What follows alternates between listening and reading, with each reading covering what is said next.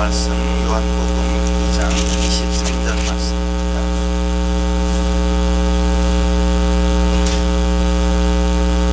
유월절에 예수께서 예루살렘에 계신 많은 사람이 그 행하시는 표적을 보고 그 이름을 믿었으나 예수는 그 몸을 저희에게 의탁지 아니하셨으니 이는 친히 모든 사람을 아시고 또 친히 사람 속에 있는 것을 아시므로 사람에 대하여 아무 증거도 받으실 필요가 없습니다.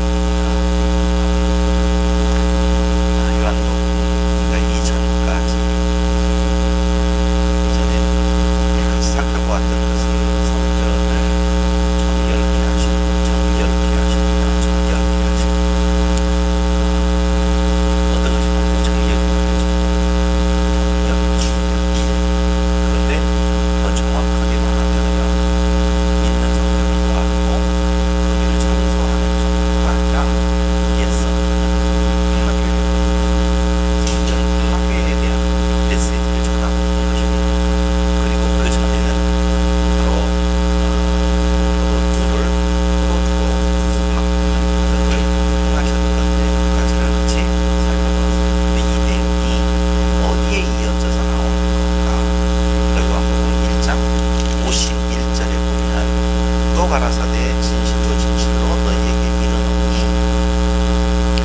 하늘이 열리고 하나님의 사자들이 인자 위에 오르락내리락 하는 것을 보리라 하시니라. 자, 이 구절에서 마음에 드는 구절을 부분을 찾아보라면 어디예요?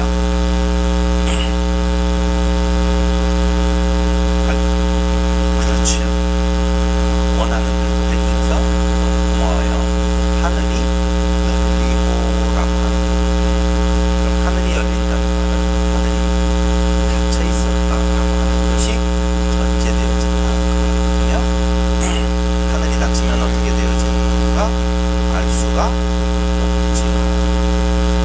하늘을 볼 수도 없고 보지 못하니 알 수도 없게 되어진 것입니다. 그런데 오늘 예수님께서 하늘이 열리고 천사들이 하나님의 사자들이 인자 위에 오르락내리락 하는 것을 보리라 이렇게 얘기합니다.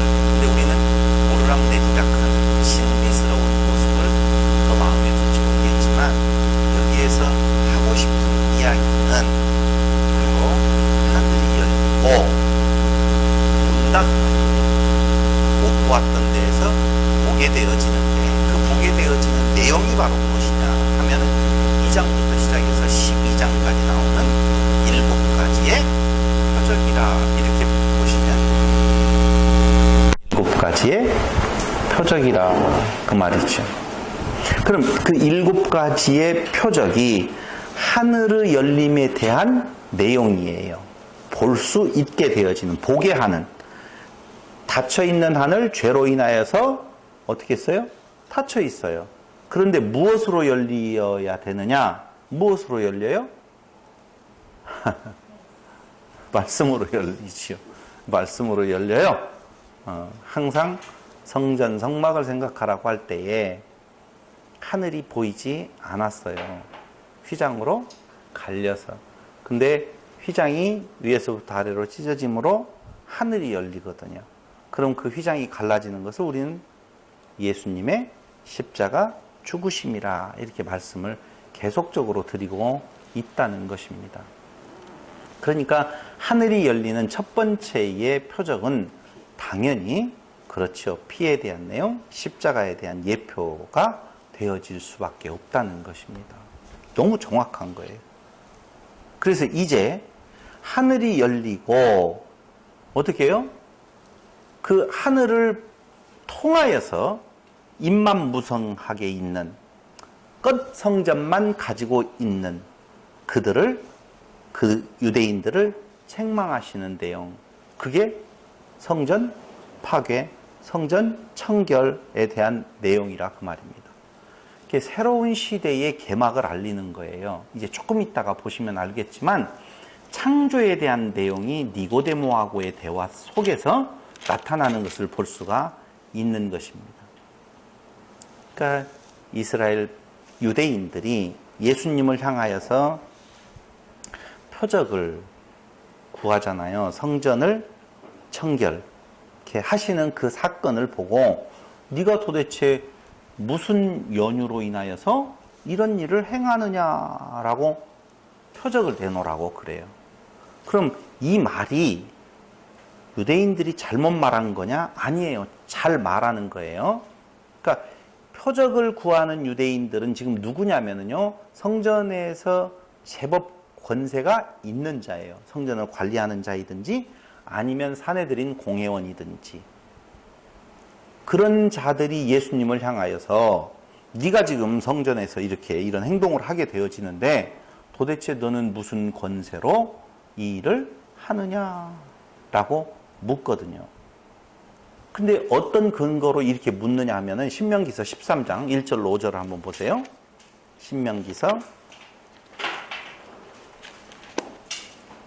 13장 1절로 5절.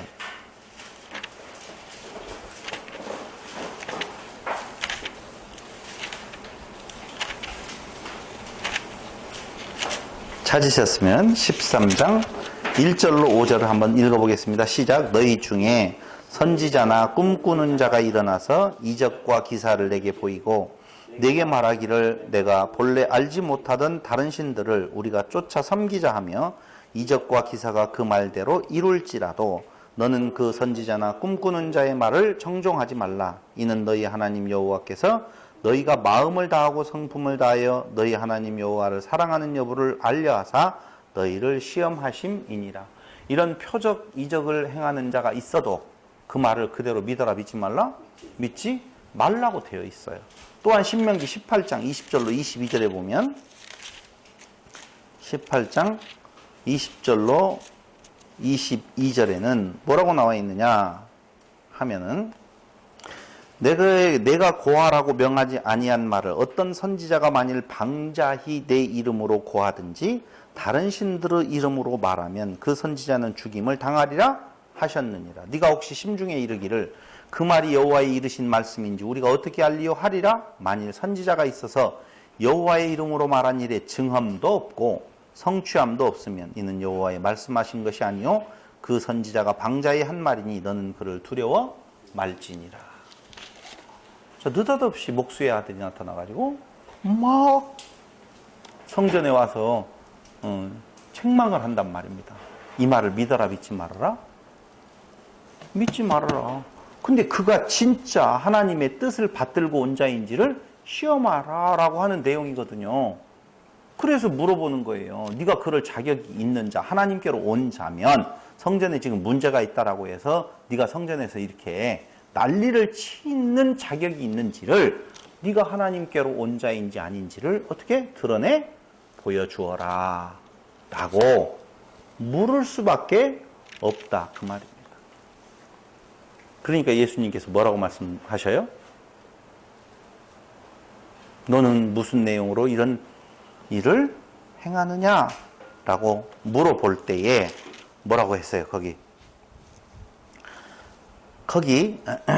근데 요 일이 2장 13절 유대인의 무엇이 가까운지라 6월절이 가까운지라 라고 되어지면서 23절에 6월절에 예수께서 이렇게 나오잖아요. 그러잖아요. 그러니까 요 내용은 지금 6월절과 6월절 동안에 이 의미가 분명히 있다는 거예요. 그러면서 예수님께서 하시는 말씀이 뭐라고 하느냐면은 이 성전을 헐라 이렇게 이야기를 해요. 이 성전을 헐라. 그럼 그게 가능한 일이에요? 성전을 헐으면 사흘 만에 짓겠다라고 하는 말이 불가능한 일이죠. 그러니까 당황스럽게 만드는 예수님의 화법이라고도 말하는 사람들이 있어요. 넌 성전 헐어. 표적 보여줘? 알아서 보여줄게. 네가 성전 헐어. 성전을 어떻게 헐을 수가 있어요? 그걸 헐 수가 없잖아요. 근데 헐어. 내가 사흘 만에 다시 지어놓을게 라고. 그러니까 유대인들이 뭐라고 말해요? 이게 46년 걸려서 지었는데 네가 3일 동안에 일으키겠느냐 하더라. 그럴 때 예수님은 무슨 말씀을 한 걸로 알았다. 아, 자기 육체를 가리켜 한 말인 줄을 언제 알았다? 기억하고 성경과 예수의 하신 말씀을 믿었더라. 언제? 죽은 자 가운데서 살아나신 후에야 라고 알았다 그 말이에요. 알았다. 그러면서 이어지는 내용이 무슨 내용인 건가? 6월절에 예수께서 예루살렘에 계시니 많은 사람이 그 행하시는 표적을 보고 그 이름을 믿었다라고 나오고 있습니다. 자, 표적 하나가 있었어요. 근데 그때의 표적을 보고 믿었다라고 할 때 이 표적 내용을 보면, 원문에 보면 표적들 복수로 되어 있어요. 요한복음 뒷변에 가서 뭐라고 나와? 이것보다 더 많은 표적과 일들을 행하셨지만 그 일들을 다 기록한다라고 보면 너무 많다라고 이야기하면서 특별하게 이러한 표적들만 이야기한 이유가 있는 것처럼 말씀을 하고 있단 말입니다.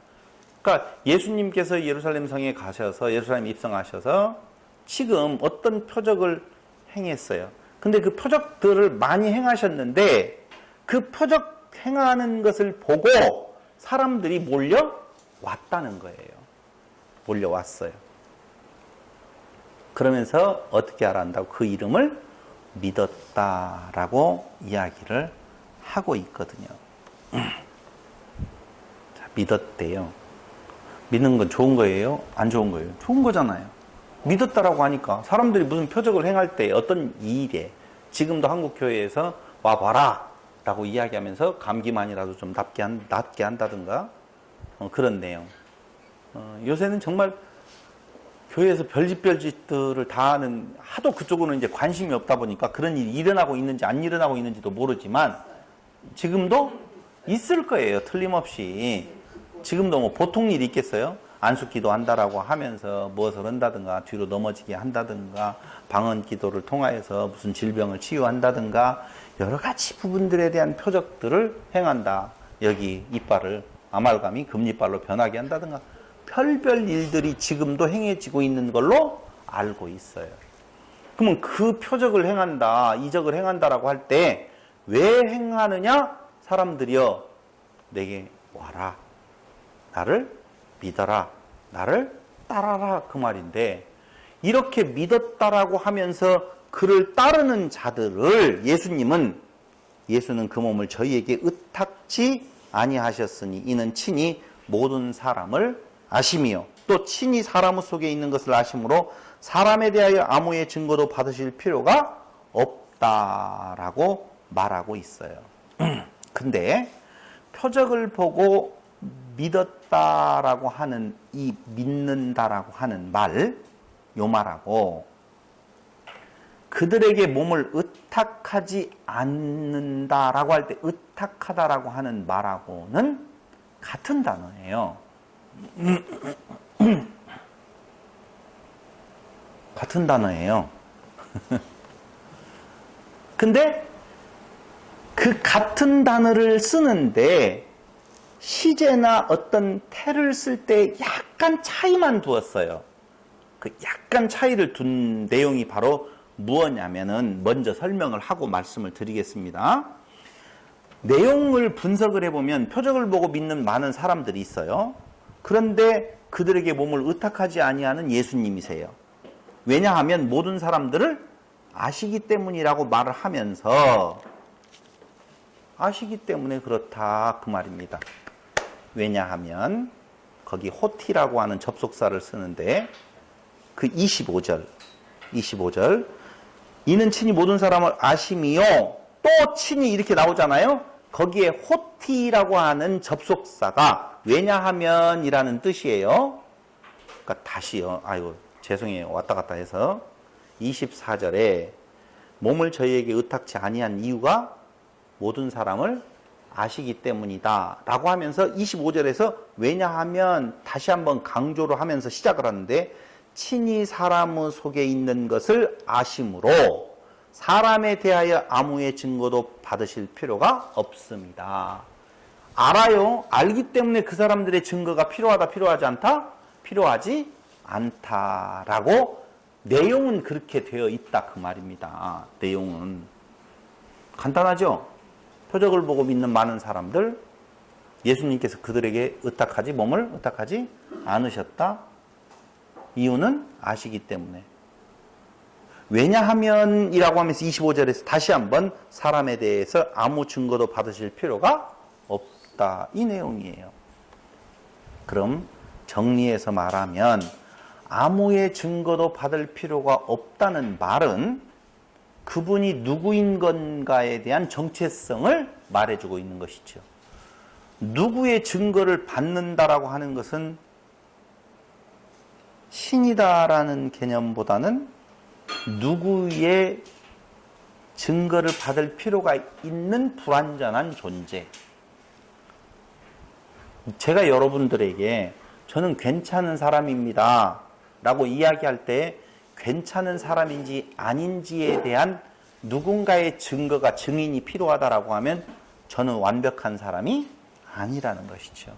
근데 제가 완벽한 자인데 완벽하지 않은 자들의 증거를 필요로 할 이유가 없다는 것이죠. 그러니까 누구의 증거도 필요치 않는다는 말은 예수님께서는 신이신 분이시다 라고 하는 예수님의 정체성을 분명히 드러내고 있는 거예요. 부족한 자들, 아무것도 아닌 자들의 맞아요. 증거를 필요로 한다? 문제가 있는 거지. 그래서 예수님은 그런 자들의 증거를 받을 필요가 없다라고 신적 정체성을 분명하게 드러내 보여주셨어요. 요한복음 6장 22절로 22절에서는 보세요. 요한복음 6장 22절로 65절 한번 보십시오.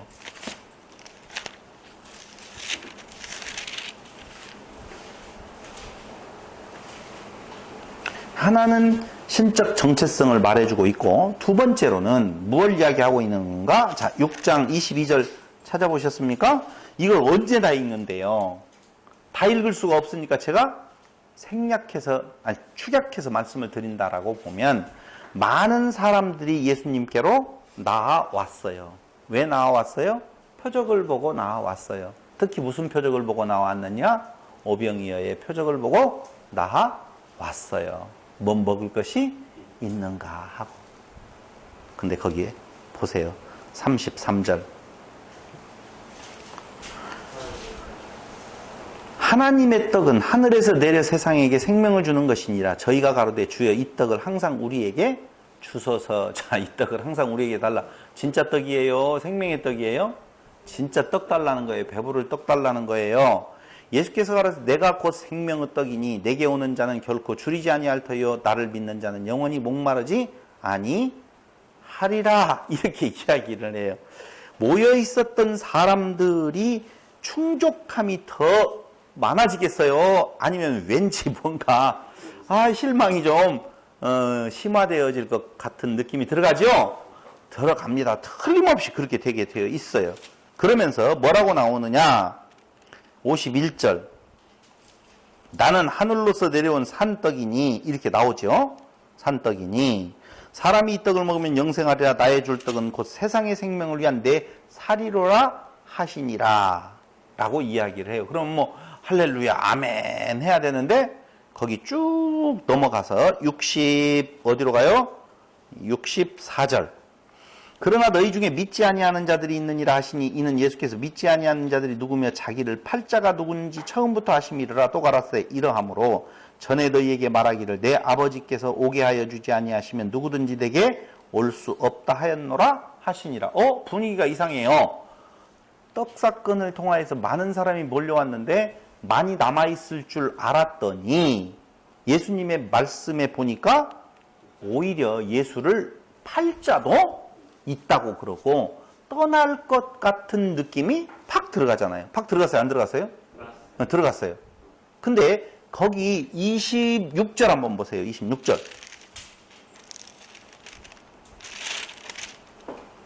예수께서 대답하여 가라사대 내가 진실로 진실로 너희에게 이르노니 너희가 나를 찾는 것은 표적을 본 까닭이 아니요 떡을 먹고 배부른 까닭이로다. 나오네요. 근데 거기에서 결정적인 구절을 하나 더 찾아봐야 돼요. 34절. 이건 다 같이 시작.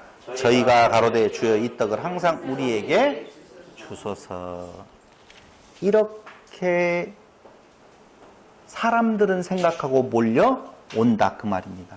그런데 그렇게 많이 몰려왔었던 사람들이 많이 어떻게 하고 물러가고 적은 수만 남았다라고 말해요, 안 해요? 어디에 나오죠? 몇 절에? 이거 어디 나오죠?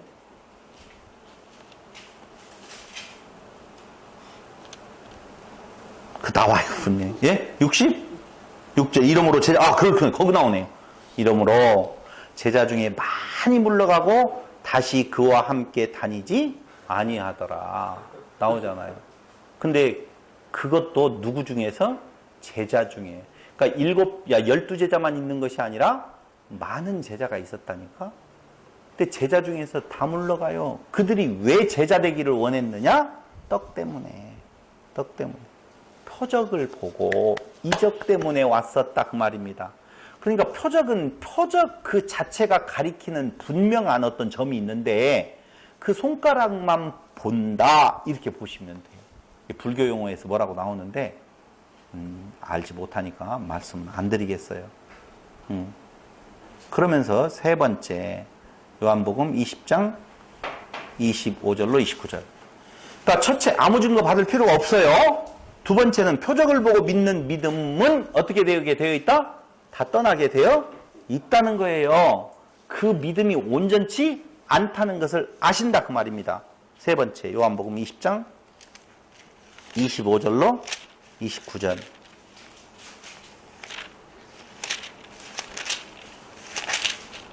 자, 거기 한번 보면 다른 제자들이 그에게 이르되 우리가 주를 보았노라. 25절 맞죠? 보았노라 하니 도마가 가로되 내가 그 손에 못자국을 보며 내 손가락을 그 못자국에 넣으며 내 손을 그 옆구리에 넣어보지 않고는 믿지 아니하겠노라 하니라. 여드레를 지나서 제자들이 다시 집안에 있을 때에 도마도 함께 있고 문들이 닫혔는데 예수께서 쭉 나오죠. 도마가 보여줘야 믿겠습니다 라고 하고 손가락을 넣어보고 그때 그 도마의 고백이 도마가 가로되 대답 28절 가로되 나의 주시며 나의 하나님이시니이다 이렇게 이야기하면서 진짜 중요한 구절 29절 다 같이 시작. 예수께서 가라사대 너는 나를 본고로 믿느냐 보지 못하고 믿는 자들은 복되도다 하시니라. 왜 이런 말을 했을까요? 보고 믿는 것보다 보지 않고 믿는 자가 더 복되다고 그랬어요. 왜요? 보고 믿는 것은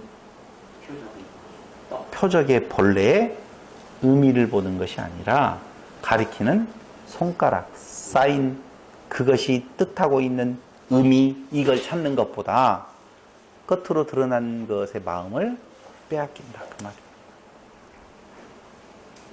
근데 한국교회가 와보라라고 이야기하면서 지금도 자기들이 메시아도 아닌데도 불구하고 무슨 표적을 행하겠다라고 이야기를 하는 것은 정말 가소로운 일이라 말할 수 있다는 것입니다. 자, 예수님께서 그들이 많이 몰려왔음에도 불구하고 그들에게 몸을 의탁지 아니하시는 이유는 그들을 아시기 때문에 그렇다.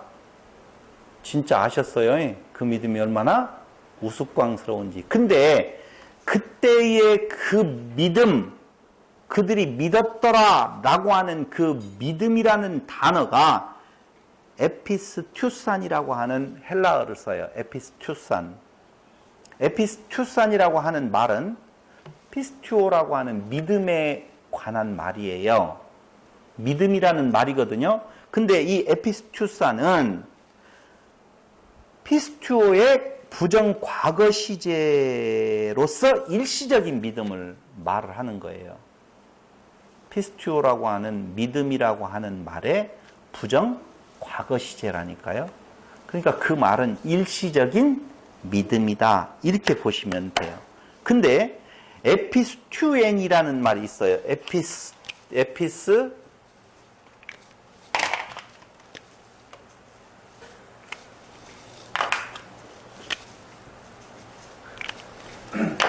어떡하냐? 한번 나와야 되는데.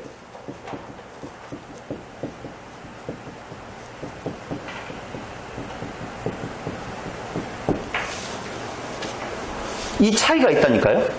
이거하고. 근데 에피스튜엔과 튜산이 있는데 방금 믿었더라 라고 하는 말은 뭘 쓴다고 그랬어요? 에피스 튜산. 이라고 하는 단어를 쓰고 투샨이라고 해도 투산이라고 해도 되는데 에피스튜엔이라고 하는 말은 그들에게 당신의 몸을 의탁하지 아니하셨다라고 할 때 그 의탁하다라고 하는 말이 에피스튜엔이에요. 이해되죠? 둘 다 피스튜에서 유래된 말이에요. 분명히. 봐봐요. 요한이 지금 요렇게 단어를 비교해서 써요. 투산. 이건 뭐라고요? 시제가 부정 과거형이라고 그랬어요. 그래서 부정 과거 시제라고 해서 일시적인 뭐예요? 믿음이다 라고 하는 거예요. 근데 그 일시적인 믿음에 예수님의 화답되어지는 믿음은 의탁하지 아니했다고 그랬죠. 그러니까 의탁하다라고 하는 말이 뭐예요? 에피스 투 엔이라 라고 하는 말이라니까요. 믿다. 믿다 라고 하는 말의 미완료 능동태거든요. 그래요. 제대로 믿는 거예요. 의탁한다라고 하면. 이해되죠? 근데 그 믿지 아니했다 그 말이에요. 그 일시적인 믿음에 당신의 몸을 믿음으로 의탁하지 아니했다 그 말이거든요. 그래서 이러한 워드 플레이를 하는 거예요. 틀리잖아요. 똑같이 피스튜어에서 유래된 말인데 뒤에 말을 살짝 바꾸어 놓아서 그들의 일시적인 믿음을 안다. 결론적으로 우리가 역사 속에서 확인하고 있는 내용은 분명하잖아요. 예수님 십자가에 죽으셨을 때 다 도망갔어요. 다 도망갔어요. 무엇을 보고 믿는 믿음이었기에? 떡, 표적, 이적을 보고 믿는 믿음은 그렇게 되게 되어 있었다 그 말이에요. 근데 여기에서 참 중요한 사건이 하나 벌어지는데 그게 바로 니고데모 사건이에요. 니고데모 사건. 니고데모 사건이 나와요. 조금 이따 설명을 할게요. 근데 이거하고 연관되어서 말을 하면 예수님께서 거듭나야 된다라고 이야기를 하거든요. 근데 그 거듭날 때 무엇로 거듭날 수 있습니까? 라고 물어보는데 뭘로? 물과 성령이라고 나오잖아요. 물과 성령으로 나오는데 여기에 원어를 보면은요, 물과 또 쓰지만은 물 즉 생명이에요. 그러니까 물 앤드 성령이 아니고 정확한 번역은 물 즉 성령이에요. 그러니까 강조를 할 때 이런 문학적인 기법을 쓰는데 당시에 그러니까 강조를 한 거예요. 물과 성령이 다른 것이 아니에요. 똑같은 거예요. 무엇로 거듭나야지 된다? 성령으로 거듭나지 아니하고는 아니 된다라고 하는 거거든요. 내가 하늘에 가면 뭘 보내주겠다? 성령을 보내주겠다. 성령을 보내줄 때에 그 성령이 오셔서 너희들을 거듭나게 하면 그때 그 믿는 믿음은 투싼이겠어요? 아니지요.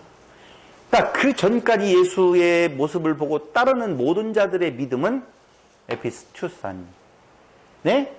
믿음이다 그 말입니다. 그런 믿음을 예수님께서 어떻게 해요? 아신다 그 말이에요. 그런 믿음이기 때문에 안 믿는다는 말이 아니에요. 예수님은 하나님이시기 때문에 그러한 증거를 필요로 할 필요가 없어요. 그런데 필요도 없지만 그들의 믿음을 아신다. 일시적인 보고 믿는 믿음인 줄을 그분이 아신다라고 하는 내용이 바로 뭐예요? 24절로부터 요한복음 2장 23절로부터 25절까지의 내용을 말해주고 있다 그 말입니다. 근데 여기 예수님께서 묘한 말씀을 하나 2장 25절 또 친히 사람의 속에 있는 것을 아심으로 라고 되어 있어요. 사람의 몸에 있는 것. 자, 사람의 몸에 있는 것은 저를 보시고 시제로 보면 과거예요, 현재예요, 미래예요? 사람의 속에 있는 것을 아신다고 그랬어요. 사람 속에 있는 걸 내가 네 속일 내가 다 알아. 그 말은 과거를 한다는 거예요? 현재를 한다는 거예요? 미래를 한다는 거예요? 과거, 현재, 또 누가 하나? 과거, 현재 나왔어요. 또 빨리 나와봐요. 미래에 나오라고요. 과거, 현재, 미래. 이게 바로 무슨 말이냐? 미래 완료 시제예요. 이 시제가 지금 사람 속에 있는 것이라고 하는 그 단어는 미래 완료 시제라니까. 미래 완료 시제라고 하는 말은 과거, 현재, 미래가 그 안에 다 포함되어 있는 것을 말하는 거예요. 안다라고 할 때 쓴 기노스코라고 하는 단어는 히브리 말에서는 야다, 그런 말이거든요. 야다. 그러므로 다 안다. 그 사람 속에 있는 무엇을, 과거와 현재와 미래의 내용까지를 다 안다. 그럼 이 안다는 말이 무슨 의미를 가질까? 그러니까 알기 때문에 그들의 증거를, 몸을 의탁하지 아니했다. 예수님이요 라고 하니까 그래, 나 믿지, 나를 따라라, 이렇게 안 하고 그냥 내방쳤어요. 내방쳤어요. 그러니까 예수님께서는 그들이 어떤 믿음을 갖고 있는지를 알기 때문에 그러셨다, 그런 의미느냐 이겁니다. 죄송해요. 제가 오늘 여러분들이 잘 대답할 수 있도록 질문을 못 드려서 정말 죄송한데, 그 말씀을 하시면서 25절 또 친히 사람의 속에 있는 것을 아심으로 라고 하는 말을 앞에 이는 친히 모든 사람을 아심이요 라고 되어 있는데 또 다시 이어서 왜냐하면 이라고 했다고 그랬잖아요. 왜냐하면 그는 누구이시기 때문에? 신이시기 때문에. 그걸 무슨 성이라고 해요? 그 사람 속에 있는 과거, 현재, 미래를 다 아는 것을 전지하신 하나님. 전능하시고 전지하신, 모든 것을 다 아시는 그분이 누구다? 하나님이시다. 그걸 지금 이야기해주고 있는 거라니까요. 그러니까 단순히 그들의 믿음이 너무 우스꽝스러워서 일시적인 믿음인 줄 알기 때문에, 배부르려고 따라다니는 믿음인 줄 알기 때문에 그들에게 그 몸을 의탁하지 아니했다라고 하는 말을 하는 것이 아니라, 그분은 누구였었다? 하나님이셨다라고 하는 것을 다시 한번 확인시켜주고 있다는 것입니다. 6월절에서 6월절까지를 언급했어요. 그러니까 그 6월절이라고 하는 것은 예수님의 십자가의 죽으심을 말한다고 그랬잖아요. 그런데 그 6월절의 언급의 첫 번째에 나오는 사건이 혼인잔치 사건이었어요. 그렇죠? 그럼 혼인잔치 사건은 십자가의 죽으심인데, 그걸 성전을 청결케 하시는 성전 사건이 나오잖아요. 그럼 성전 사건과 6월 그 혼인잔치의 포도주 사건은 둘 다 관련이 있다 없다? 있다. 확실히 있다는 거예요. 그렇죠? 그 확실한 부분이 거기에 있어요. 한 번만 찾아보고 오늘 이야기의 결론을 내릴게요. 오늘 이야기가 아니라 지금까지 이야기의 결론을. 스가랴서 14장 21절. 지난번에 한번 찾아봤어요. 14장 21절을 찾아봤는데 한 번 더 찾아보시죠. 스가랴서 14장 21절. 찾으셨습니까? 시작. 예루살렘과 유다의 모든 솥이 만군의 여호와의 성물이 될 것인 즉 제사 드리는 자가 와서 이 솥을 취하여 그 가운데 고기를 삶으리라. 그날에는 만군의 여호와의 전에 가나안 사람이 다시 있지 아니하리라. 자, 가나안 사람은 어떤 사람이라고 그랬어요? 장사하는 자라고 그랬잖아요. 그렇죠? 아마 가나안 사람들이 많이 그 안에서 장사를 했던 것 같아요. 현지 사람들이 장사를 하니까. 근데 이 말이 무슨 말이냐면은 성전 안에 존재하는 모든 물건들이 거룩하게 되어서, 봐봐요. 성전 안에 있는 모든 물건이 다 거룩하게 되어졌어요. 그러면은 희생제사와 관련된 상거래가 필요치가 않게 되어진다는 거예요. 그러니까 지금 상거래가 이루어진다라고 하는 것은 희생제사를 드리기 위해서 상거래가 이루어지잖아요. 근데 스가랴서에 대한 내용을 보니까 다시 상거래가 필요 없을 정도로 성전 안의 모든 물건들이 무엇하게 되었다? 거룩하게 되어졌다라고 하는 말이에요. 상인이 필요 없다. 무엇에 의해서? 예수님의 십자가의 죽으심에 의해서 모든 것들이 다 거룩하게 되어졌어요. 다시 제사 드리는 일이 있다 없다? 없어요. 예수님의 단번에 제사 드림으로 말미암아 끝났다 그 말입니다. 그러니까 유월절 사건에 대한 내용이 혼인잔치로 시작을 해서 그 혼인잔치 이후에 어떤 사건을 지금 기록하고 있느냐 하면은 성전 청결 사건을 이야기를 하게 되어져 있어요. 그건 예수님의 십자가 사건을 통하여서 거룩하게 되어질 새로운 새 시대의 새 성전을 예표하고 말씀을 하고 있다는 거예요. 근데 그것을 이루시는 분이 누구라는 거예요? 하나님이신 예수님이다. 신이신 예수님이다. 그분은 어떻게 신적 존재에 대해서 이야기를 하고 있는 건가? 두 가지 이야기했어요. 아까 뭐라고 그랬어요? 아무 증거 받을 필요가 없다. 신적 정체성을 말하고, 두 번째로는 그들을 다 아신다. 전지하신 하나님 되시는 예수님을 말해주고 있다는 거예요. 근데 거기까지는 잘 해석을 했는데 문제가 하나 나와요. 3장 1절에 갑자기 바리새인 중에 니고데모라 하는 사람이 있으니 유대인의 관원이라. 이게 뭔 말이에요?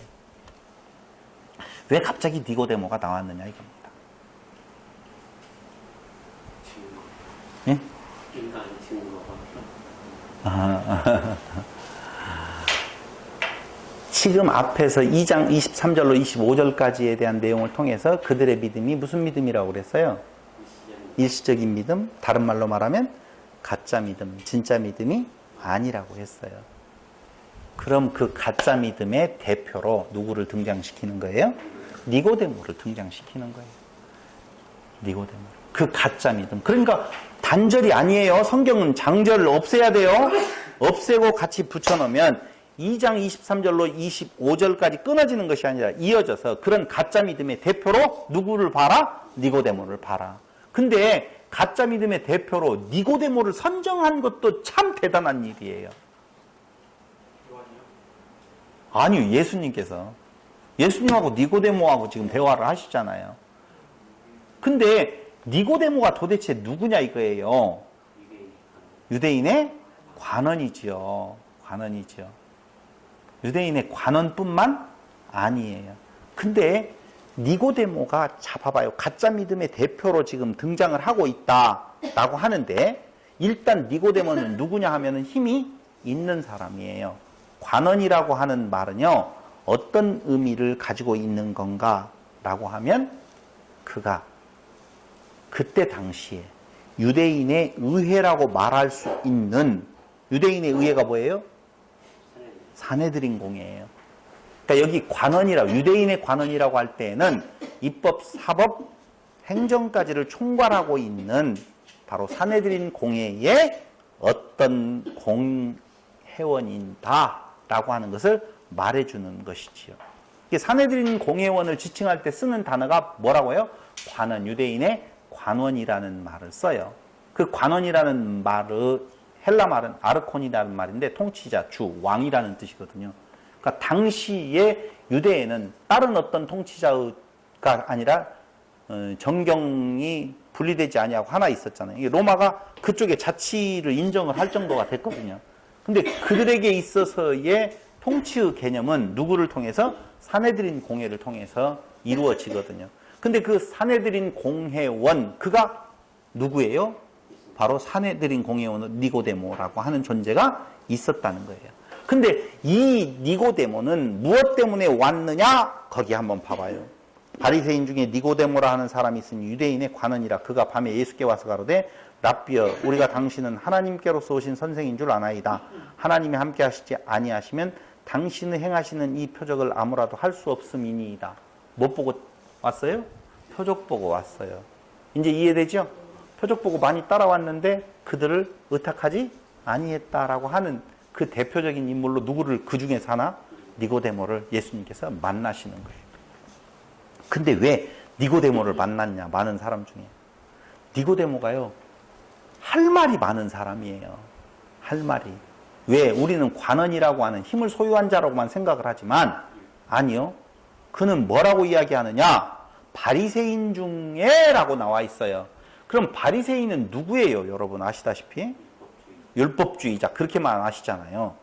유대 경건주의 운동이라고 하면 하시딤이라고 우리가 알면 돼요. 하시딤. 하시딤이라고 하는 이 단어는요. 유대 경건주의 운동을 하는 자들이에요. 근데 이 하시딤에서 유래한 타당이 바리새파예요. 자, 이해됐죠? 당시에 하시딤에서 유래한 타당이 대단한 경건주의자들로 모인 모임이 바리새인들이라니까. 바리새파.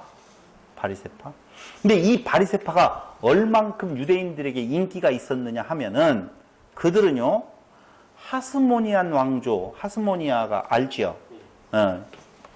주전 약 400년 그 이후에 하스몬 왕조가 생겨나거든요. 근데 그 하스몬 왕조에 아리스토블루스 1세가 있어요. 아리스토블루스라고 하는 하스몬 왕조, 아리스토블루스 1세가 있거든요. 그 아리스토블루스 1세의 아내가 누구냐면은 우리도 너무너무 잘 알고 있는 여자, 다 같이 시작. 아주 살결이 고운 여자 있어요.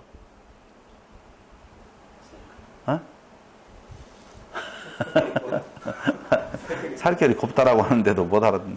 아리스토블루스 1세의 아내가 살로메예요. 살로메, 살결이 부드러운 여자, 살로메. 살결이 부드러우니까 살로메를 썼겠죠. 매우 부드러워요. 안 만져봐서 매우 부드러운지는 모르는데 외기 쉽도록 이야기를 했어요. 근데 그 아리스토블루스 1세의 아내 살로메가 아리스토블루스가 죽었을 때에 남편이 죽었어요. 근데 그 죽었었을 때 남편의 첫 번째 동생이 있었어요. 그 이름이 얀네우스거든요. 얀네우스라고 하는 자기 남편의 동생, 그 얀네우스와 결혼했죠. 뭐 그게 뭘 문제가 되어지느냐. 당시에 아주 문제가 많았어요. 그때 당시에 왜 그렇게 문제가 많았는지는 잘 모르겠어요. 그런 것이 말이 안 된다라고 하는 내용 쪽으로 정해져 있는 법이 있는지 어쩌는지는 모르겠어요. 그걸 지금 말하는 거 아니에요. 근데 그 사건이 있었을 때 얀네우스와 다시 재혼해서 결혼을 했었을 때에 바리새파 사람들이 얼마나 그 왕조를 비난했는지 몰라요. 그럼 비난하면 어떻게 되겠어요? 기분 나쁘잖아요. 그렇죠. 살로메의 입장에서는 지금 안 떠들었으면 좋겠어요. 그 정권의 힘에 의해서 꼼짝 못했으면 좋겠어요. 근데 바리새인들이 들고 일어났어요. 이건 부당합니다. 이래서는 안 됩니다. 그런 사람이 주후에도 있었죠. 누구요? 세례 요한도 그랬잖아요. 소반에다 담아오라고. 이해되잖아요. 그런데 그 일이 지금 하스몬 왕조에서 있었다 그 말입니다. 바리새파 사람들이 그걸 비난을 했어요. 그러시면 안 됩니다. 이건 불가합니다. 살로메가 열받아가지고 내가 지금 남편이 왕이어서 죽었어. 내 동생 또 왕하고 다시 결혼해서 좀 왕위를. 살로메가 대단한 여자였던 것 같아요. 많이 나오죠. 살로메 많이 나와요. 근데 이 여자가 열받아가지고 바리새인들을 죽이는데 800명을 죽였어요. 800명. 그러면 조용해질 거 아니에요. 근데 얘 더 떠들어요. 굽히지 않았던 사람들이 바로 바리새파 사람들이에요. 그렇기 때문에 유대인들은 이 바리새파 사람들을 대단히 존경해 마지 아니했다 그 말입니다. 예. 그러니까 바리새인들은 우리는 율법주의자들, 나쁜 놈들, 천하의 못된 놈들이라고 생각하지만은요, 우리 이 땅 위에 지금 바리새인들이 들어와서 우리 교회에 다닌다 그러면 막 경건한 사람으로 정말 훌륭한 신앙인으로서 다 떠받들어야 될 정도의 사람들이라니까요. 이런 사람이에요, 이 사람이. 근데 그 중에서 바리새파뿐만 아니라 어느 정도 그들 중에 대표로서의 관원이었었다니까. 산헤드린 공회의 관원이었어요. 예수님 당시에 이 바리새파 사람들이 몇 명 정도 남아 있었다라고 하느냐? 형제단이라고 하는 것을 이루어서 6,000명 정도 있었다라고 합니다. 이 사람들은요, 율법을 613개의 조항으로 만들어서 그 세분화된 조항을 지키려고 무지막지하게 노력했어요. 그 노력한 모습을 누가 보여줬느냐? 바울이 보여줬어요. 바울이 뭐라고 말했어요? 율법으로는 흠이 없는 자라고 스스로 칭할 정도. 빌립보서 3장에서 말을 하잖아요. 그러니까 그들은 감히 사람들 앞에서 율법으로 하면 나는 흠이 없는 자라고 말을 할 정도로 대단한 경건주의자들이었었다. 이렇게 보시면 된다니까요. 그런데 그 바리새파 사람들 중에 니고데모라고 하는 사람이 성경 여기에만 나오는 것이 아니라 요세푸스의 고대사라고 하는 책에, 요아킴 예레미야스의 책에 이 니고데모가 등장하고 있어요. 이건 성경 역사가 아니라 일반 역사에 기록되어질 정도로 니고데모는 어떤 사람이에요? 대단한 사람이에요. 아니요, 니고데모를 말하는 것이 아니라 니고데모의 가문에 대한 내용이 주전 100년으로부터 추후 70년 성전이 파괴될 때까지의 그 니고데모 가문이라고 하는 것은 대단한 가문으로 그때의 그 당시에 참 중요한 역할을 했던 가문이 니고데모의 가문이에요. 니고데모라고 하는 사람도 그런 책들 역사 속에 등장하고 있고요. 근데 니고데모가 성경에 여기만 나와요? 다른 데도 나와요? 다른 데도 나와요. 어디에서 나오죠? 그렇죠. 예수님 죽으셨었을 때에 아리마대 요셉과 같이 예수님의 시체를 수습한 사람이잖아요. 수습한 사람이에요. 맞아요. 대단한 모습으로 나왔죠. 그런데 그가 그 예수님의 시체를 수습해서 장사 지낼 때에 성경에 보니 몰약과 침향, 매끈을 가지고 나왔다고요? 매끈요? 그렇죠. 갖고 나왔어요. 매끈, 백끈. 몰약과 침향, 백끈이면은요, 엄청난 양이에요. 그러니 니고데모는 누구였었다? 부자였었다 그 말입니다. 부자 가문의 바리새인 중에 바리새인이요. 그리고 유대인의 관원이요. 뭐요? 멋있어요. 진짜. 보통 사람이 아니라 이렇게 보시면 된다 그 말입니다. 71명으로 구성된 사내들인 공회의 관원이었으면요 대단한 존재라니까요. 근데 왜 요한은 예수님과 니고데모의 만남을 여기에다가 이렇게 기록하고 있느냐 그 말입니다. 아까 이야기했어요. 무슨 대표로? 가짜 믿음의 대표로 지금 그를 등장을 시키고 있다 그 말입니다. 가짜 믿음의 대표. 진짜 믿음으로 바뀌지요? 어느 때요? 물과 성령으로 거듭나. 성령으로 거듭날 때에 그는 완전히 바뀌어요. 어떻게 바뀌었는 것을 알 수가 있느냐면요. 그가 예수를 찾아와요. 언제 찾아와요? 밤에. 2절 봐봐요. 3장 2절. 그가 밤에 예수께 와서 가로되. 왜 밤에 와? 전기도 없는데. 밤에 왜 와요? 볼까봐 눈을 피해서. 당연해요 지금. 피해서 왔다 그 말입니다. 숨어서 왔어요. 근데 그 마음속에 분명히 뭔가 문제의식은 있었다는 것이지. 그래서 밤에 몰래 들키지 아니하도록 당신의 신분, 그때 당시에 자기의 위치 이런 것들 때문에 그는 몰래 예수님을 찾아왔다고 말하는데, 이런 사람이, 사람의 눈이 무서워서 밤에 몰래 찾아온 사람이 그 서슬퍼런 빌라도 앞에 예수의 시체를 달라고 가서 당당하니 가서 이야기할 정도예요. 어떻게 이렇게 됐어요? 왜요? 성령으로 거듭날 때. 성령으로 아니하고는 이런 일을 할 수가 없어요. 그걸 이제 무슨 이야기인지 좀 감이 잡히죠. 성령으로 아니하고는 거듭날 수가 없느니라 이렇게 말한 내용이 무슨 말인지 대충 우리가 이해가 될 거예요. 근데 이러한 자가 예수님을 찾아와서 뭐라고 말하고 있느냐? 선생이여 라고 말을 해요. 대단한 지위에 있는 자가 예수를, 목수의 아들밖에 안 되는 자를 오히려 그를 터부시해야 되고 그를 오히려 핍박해야 될 자가 밤에 몰래 와서 그를 뭐라고 말했어요? 선생이라 말했어요. 니고데모 좋은 사람이에요? 나쁜 사람이에요? 그래요. 좋은 사람이에요. 대단한 사람 플러스 좋은 사람이에요. 좋은 사람이에요. 거짓말이면 진짜 믿음에 대한 내용이 아니에요. 아니라니까. 봐봐요. 대단한 것으로도 돼요, 안 돼요? 안 돼요. 착한 것으로도 돼요, 안 돼요? 안 돼요. 지금 그 말을 해주고 있다니까. 대단한 힘이 있고 대단한 학식이 있고 대단한 경건의 모습이 있고, 바리새인들 경건하다고 그랬잖아요. 대단한 착함이 있고 겸손함이 있어도 된다, 안 된다? 안 돼요.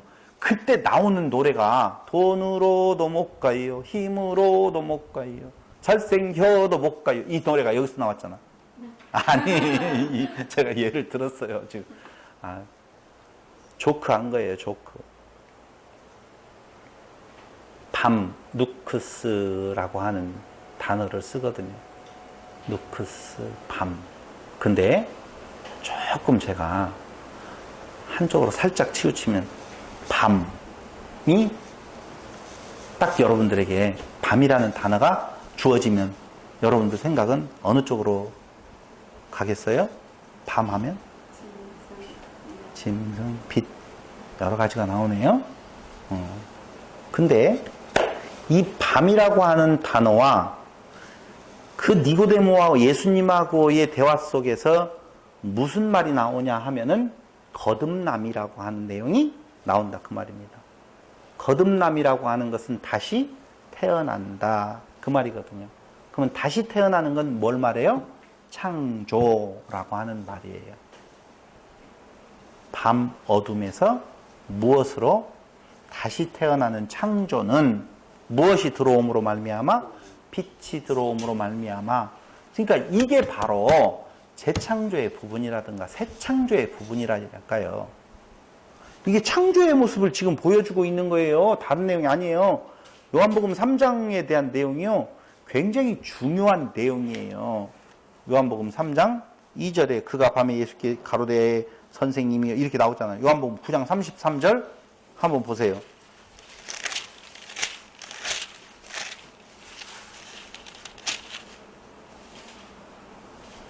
이 사람이 하나님께로부터 오지 아니하였으면 아무 일도 할 수 없으리이다. 창세 이후로 소경으로 난 자의 눈을 뜨게 하였다함을 듣지 못하였으니 이 사람이 하나님께로부터 오지 아니하였으면 아무 일도 할 수 없으리로다. 8장 29절.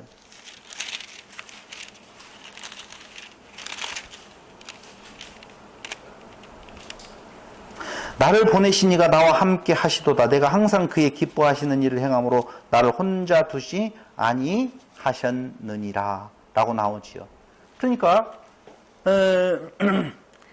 하나님께로 온 자, 혼자 두지 아니하고 같이 있는 자, 바른 지식의 소유자예요. 겸손함까지 가지고 있어요. 그런데도 오히려 그를 알아볼 수 있다 없다? 없다, 그 말이에요. 그런데 예수님께서의 관심은 무슨 관심이었었냐면요, 그의 그 뒷배경이 대단하고 그의 심성이 착하고 그의 모든 모습으로 인간적인 기준으로 보았었을 때는 부족한 것 하나 없는 존재였어요. 그런데 예수님께서 그에게 묻는 바 관심은 딱 한 가지밖에 없어요. 한번 볼까요? 요한복음 3장 3절. 아니, 거기 2절에 오신 선생이 중 하나이다. 하나님이 함께 가시지 아니하시면 당신의 행하신 이 표적을 아무라도 할 수 없음이니이다. 봐봐요. 하나님께서 함께 하셔야만 그 표적을 할 수 있다고 그랬잖아요. 그랬죠? 근데 제가 방금 요한복음 9장 33절, 8장 29절 읽어보니까 예수님께서 누구와 같이 있었다는 거예요? 하나님과 같이 있지 아니하면 이런 일을 할 수가 없다. 그렇게 나오잖아요. 그러니까 니고데모는 지금 예수님이 누구라는 것을 알아요? 하나님이시라는 걸 안다니까. 하나님이 그와 함께 하셨다는 걸 안다니까. 제가 지금 무슨 말을 하냐면요, 니고데모 괜찮은 사람이라는 이야기를 계속 하고 있잖아요. 니고데모 괜찮은 사람이죠?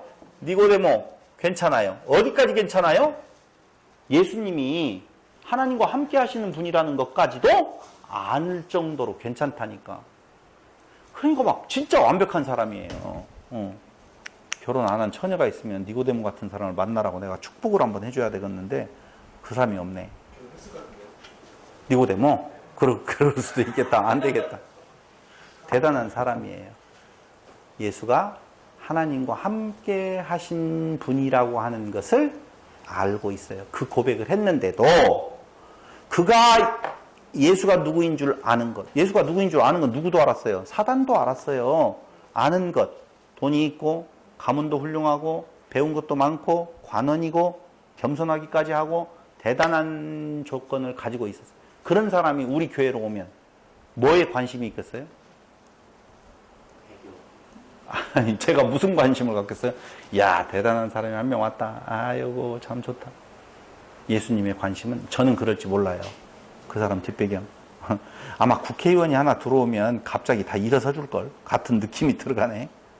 근데 예수님은 굉장히 단순한 물음을 물어요. 아니, 묻는 것이 아니라 이야기를 해. 예수께서 대답을 가라사대 진실로 진실로 내게 이르노니 사람이 거듭나지 아니하면 하나님 나라를 볼 수 없느니라. 너 거듭났니? 라고 묻는 거예요. 너 새로 창조함 받았니? 그렇게 묻는 거거든요. 거듭난다 라고 하는 말이. 그런데 이 예수님의 말씀에 예수님은 최대의 관심으로 너 거듭났느냐라고 물었지요. 물는데 니고데모가 그러되 사람이 늙으면 어떻게 날 수 있삼나이까? 두 번째 모태에 들어갔다가 날 수 있삼나이까? 봐봐요. 이거 중요한 말이에요. 여기 어떻게 날 수 있삼나이까? 라고 할 때 영어로는 무슨 단어를 쓰지요? 이정상 씨? How. 그러죠? 방법론. 어떻게 거듭날 수 있습니까? How. 근데 아셔야 될 건 니고데모가 거듭남에 대한 내용을 모르는 바가 아니에요. 거듭난다라고 하는 의미를 알고 있어요. 무슨 말이냐면 이방인이 유대인으로 가입시키려면 유대교에 입교를 하려면 거듭나는 의식을 치른 다음에 들어가요. 그래서 거듭남이라고 하는 단어를 니고데모는 알아요. 안다니까. 그런데 어떻게 거듭날 수 있어요? 이 물음은요. 그렇게 해서 입교의식을 치러서 유대교인이 되어도 유대교인과 같은 행동이 나오더라 안 나오더라? 안 나오더라는 거예요. 안 나오더라는 거예요. 오늘날로 말하면 성도라고 하는 자들의 행위가 성도와 같지 않은 행위들이 나타나더라 그 말입니다. 그러니까 니고데모는 뭐라고 생각을 하고 있느냐라고 하면은 이걸 윤리와 도덕적인 개념으로 또 한 번 생각하는 거예요. 거듭나야 된다. 너 거듭났니? 라고 물어봤었을 때 아마 자기 속에 있는 자기의 모습도 볼 거예요. 니고데모는. 많은 사람들의 모습도 보지만 자기 안에 내가 거듭났다라고 하는 바리새인이라고 하는 하나님을 믿는다라고 하는 자로서 내 삶의 모습이 다른 사람들은 다 그렇게 안 볼지 몰라도 나도 내 안에 갈등이 있습니다. 아니 사람들의 모습을 보면 이건 아니지 않습니까? 거듭나는 것이 이런 거라고 보면 아니지요? 라고 이야기를 한 거예요. 그럼 완벽하게 거듭난 새로운 사람으로서 살아가느라고 보면 어떻게 거듭나는 거예요? How? 어떻게 거듭나야 돼요? 어떻게 거듭나야 돼요? 물, 즉 성령으로 거듭나야 된다. 그게 예수님의 말씀이에요.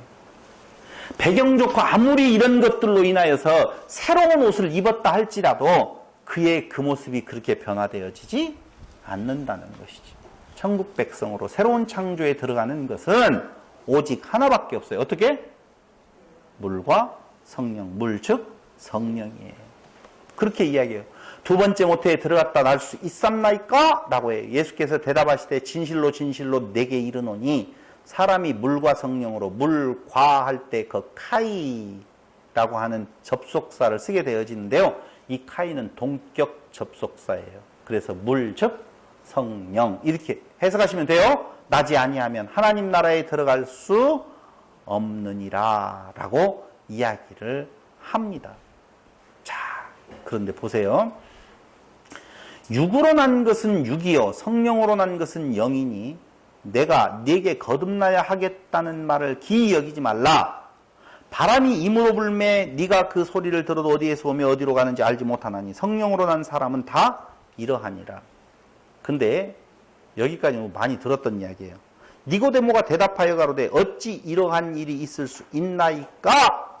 라고 물어봐요. 그런 일이 어떻게 있을 수 있어요? 물과 성령, 물 즉 성령으로 거듭나야만이 된다라고 이야기하니까 그렇게 어떻게 그런 일이 있을 수 있어요? 라고 이야기를 하니까 예수께서 가라사대 때 너는 이스라엘의 선생으로서 이러한 일을 알지 못하느냐? 선생으로 칭함을 받을 정도로 지금 위치에 있어요. 아, 예수를 선생이라고 불렀는데 예수님께서 너는 유대인의 뭐였다? 선생이었다 그 말이에요. 그러면서 진실로 진실로 내게 이르노니 우리 아는 것을 말하고 본 것을 증거하노라. 그러나 너희가 우리 증거를 받지 아니하는도다. 우리라고 했는데 1인칭 복수를 써요. 우리 아는 것을 말하고 본 것을 증거하노라. 자, 여기 삼위일체 이야기는 접겠습니다. 어쨌든 간에 그러나 너희가 우리 증거를 받지 아니하는도다. 내가 땅의 일을 말하여도 너희가 믿지 아니하거든. 하물며 하늘 일을 말하면 어떻게 믿겠느냐. 땅에서 태풍이 분다, 바람이 분다. 그럼 어디로 가는지 알지 못하죠.